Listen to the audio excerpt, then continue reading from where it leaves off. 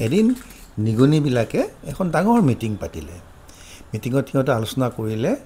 যে আমাক মেকুৰীবিলাকে বৰ দিগদাৰি কৰে মেকুৰীৰ কাৰণে আমি ওলৈ যাব নোৱাৰোঁ তলৈ যাব নোৱাৰোঁ গতিকে কিবা এটা ব্যৱস্থা কৰিব লাগিল মেকুৰীৰ পৰা আমি কিবাকে আমি পৰিত্ৰাণ পাব লাগিল এতিয়া কি কৰা যায় বহুত সময় চিন্তা কৰাৰ পিছত এজনে ক'লে মই এটা ভাল বুদ্ধি বিচাৰি পাইছোঁ সেইটো বুদ্ধি ল'লে তেতিয়াহ'লে আমাক মেকুৰীৰ পৰা আমি ৰক্ষা পৰিব পাৰিম কি বুদ্ধি বোলে মেকুৰী ডিঙিত যদি এটা টিলিঙা আঁৰি দিওঁ তেতিয়াহ'লে মেকুৰীটো ক'ৰবাত গ'লে টিং টিংকৈ আৱাজ এটা হ'ব শব্দ হ'ব তেতিয়া আমি গম পাই যাম মেকুৰী কোনফালে গৈছে তেতিয়া আমি আগতেই পলাব পাৰিম সকলোৱে ক'লে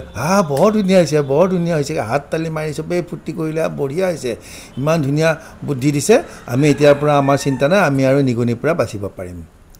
এতিয়া এটা সৰু ল'ৰা এটাই লাহেকৈ ক'লে ককাহঁত এটা কথা নহয় এতিয়া মেকুৰী ডিঙিত টিলিঙাটো আঁৰিব কোনে